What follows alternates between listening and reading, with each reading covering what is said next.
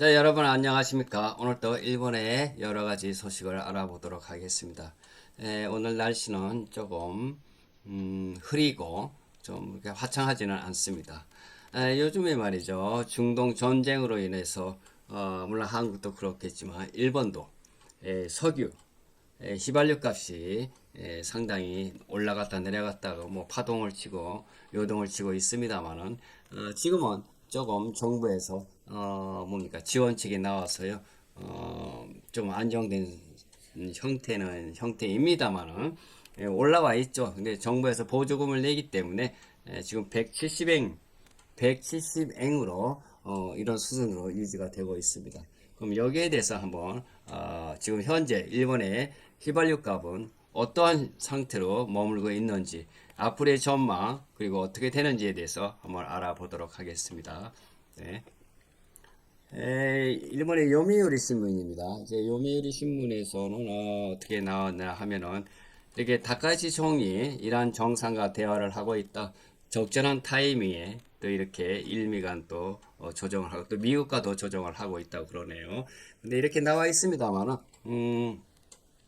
뭐 일본 수상이라도 뭐 어떻게 할 이러한 그 뭐 방법이 특별하게 있는 건 아닌 것 같아요. 제 예상입니다만은 그러나 열심히 이란과의 그 전화회담 같은 것을 열어서 일본과 어떻게 하면은 어, 이란과의 그 관계를 유지하면서 호르무즈 해협을 통과시킬 수 있는가 하는 것을 이런 방법 등에 관해서 일본의 그 뭐니까 대신 장관들과 함께 협의를 하고 뭐 여러 가지 논의를 하고 있는 것 같습니다만은 그러나 아까 말씀드렸다시피 일본도 어떻게 할 그 뭐 도리가 없는 거예요. 뭐 그런데 사실은 이 전쟁이 빨리 끝나서 빨리 평화적으로 끝나서 말이죠. 안정되기를 바라고는 있지만은 뜻대로 미국과의 그 전쟁으로 인해서 일본에서도 어떻게 할 방법이 없는 것으로 이렇게 알려지고 있습니다. 앞으로 내일 모레 전쟁이 끝난다면은 이게 뭐 항상 이야기하다시피 별 문제가 안 되겠습니다만은 한 달, 두 달, 그 장기화될 때에는 일본에도 커다란 그 타격이 올 것으로 예상이 됩니다. 그러나 다카이치 총리 자신은 그 이란과의 그 전화회담이라든가 이런 것을 계속 추진해 나가면서 사회적 개신이고 또 우리 일본에 대해서 석유를 좀 예를 들어 호르무즈 해협을 좀 통과시켜라 뭐 이런 것으로 열심히 뛰고는 있습니다만은 어떻게 될런지는 아직 결과가 나오고 있지 않습니다. 연일 국회에서도 야당 의원들께 질문을 받아요. 다카이치 총리는 어떻게 하느냐. 그러나 아무리 생각해도 다카이치 총리도 뭐 방법이 없습니다. 이게 사실은. 그러나 지금까지 버티고 있는 것은 일본 정부에서 내주는 보조금으로서 지금 오늘 170엔 정도로 수준으로서 유지가 되고 있습니다만은 올해 지속되면은 그것도 비축이 250 처음에 254일분이 비축하고 있는데 지금 이제 많이 썼죠. 쓰니까 지금 뭐 220일인가 210일인가 아직 모르고 알려지지 않고 있습니다만은 열심히는 뛰고 있는데 그 장기화되면은 일본 역시 어렵다. 그래서 한국처럼 뭐 차를 그러니까 뭐 홀수 차는 뭐 언제 뭐 짝수 차는 언제 뭐 이런 지금 얘기도 일본에서 나오고 있습니다.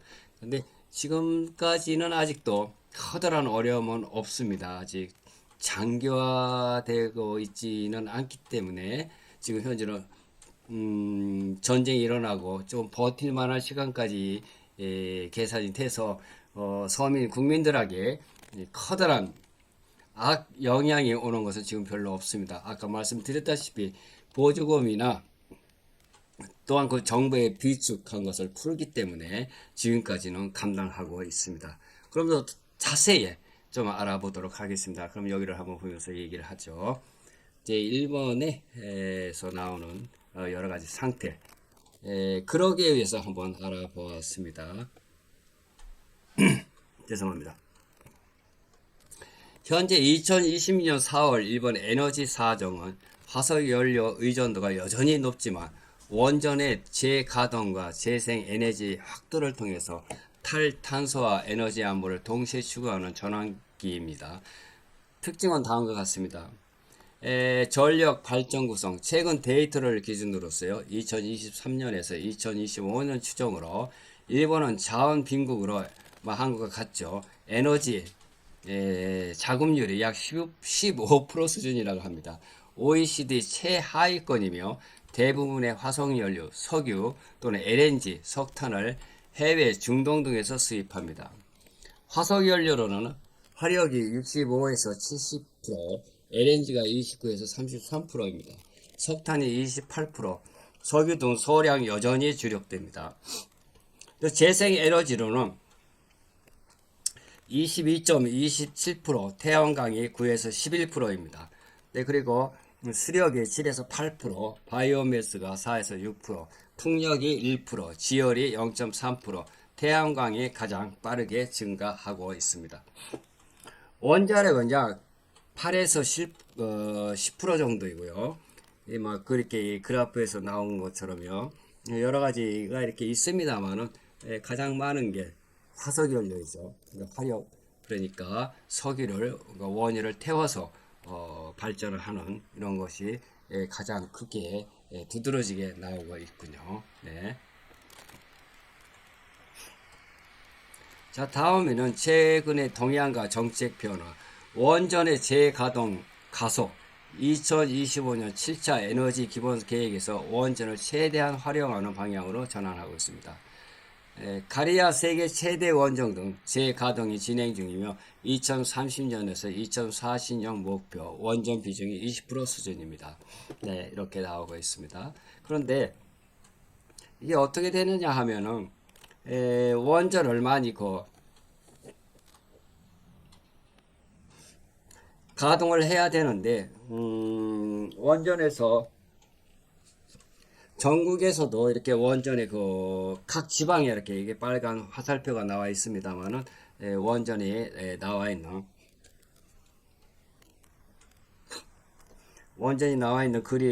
그래프입니다만은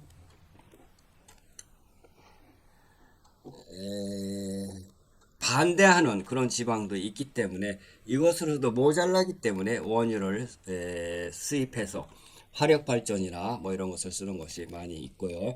또 가장 많이 쓰는 게 뭐 자동차 휘발유 값이죠.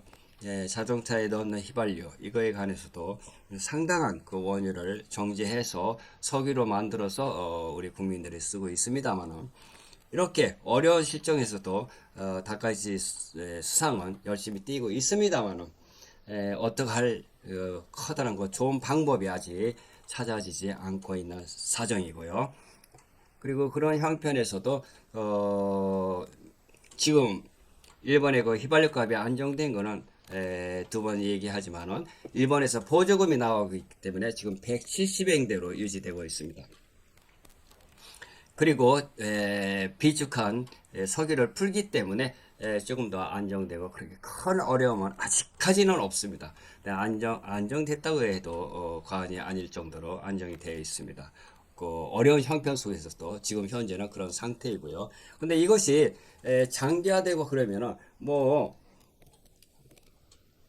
상당히 어려운 형편을 빚어내게 되죠. 왜냐하면은 이 원유를 들어오지 못하면은 오늘 뉴스로 보면은 일본의 그 선박, 일본 관계의 그 선박이 원유 탱커라 그러나요? 탱커가 지금 45척이 지금 잡혀 있습니다. 잡혀 있다는 것보다는 그 호르무즈 해역 그 좀 떨어진 곳에서 대기 중인 걸로 알고 있습니다만은 오늘 그 45척 가운데 세 척이 들어왔습니다. 근데 그 한 척을 LPG인가요? LPG라고 해서.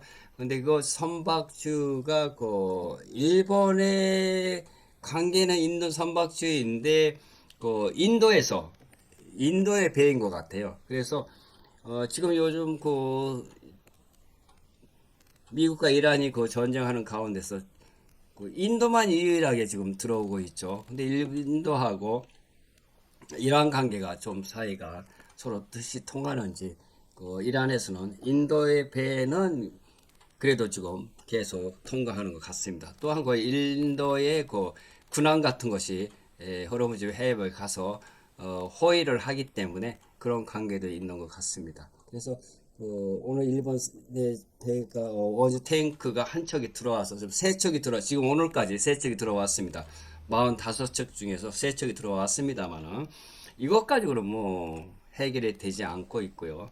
앞으로 어떻게 할까 하는 것을 지금 정부에서도 고민 중에 여러 가지 방법을 연구하고 있는 가운데에서도 아까 말씀드리다시피 이란의 정상과 전화 통화를 전화 회담 같은 것을 해서 어떻게 좀 풀지 않을까 하는 노력하고 있는 그런 형태입니다.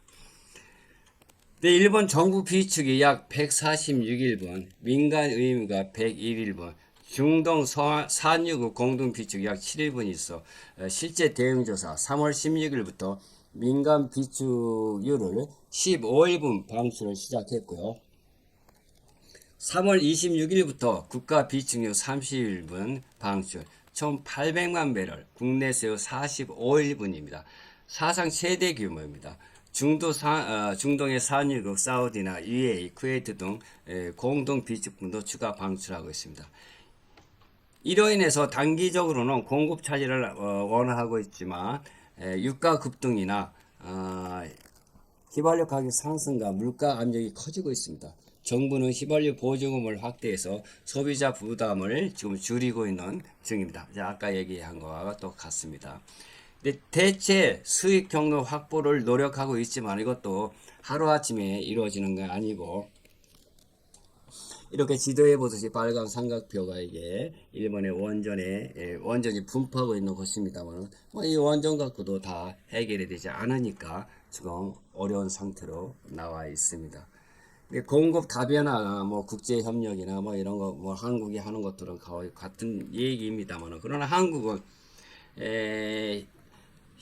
석유가 한 방울도 나오지 않은 나라이지만은 한국 같은 건 좀 일본하고 다른 것 같아요. 왜냐하면 우리 대한민국은 그 정제유라고 그래서 중동에서 원유를 들여와서 정제유, 그러니까 휘발유나 이런 중유나 이런 걸 만들어서 또 다른 나라로 뉴질랜드 같은 호주 같은 오스트리아 같은 나라에 팔기 때문에 수입이 중동 쪽에서 큰 손님이죠, 한국은. 그렇기 때문에 한국을 제1번으로 원유를 보내준다. 그리고 또 전쟁 중에 지금 대한민국은 청궁투 이런 것 같은 것이 있기 때문에 이런 여러 얽히고 설킨 좋은 영향을 미치고 있기 때문에 한국을 우선적으로 원유가 들어오지만 일본은 그렇지가 않습니다.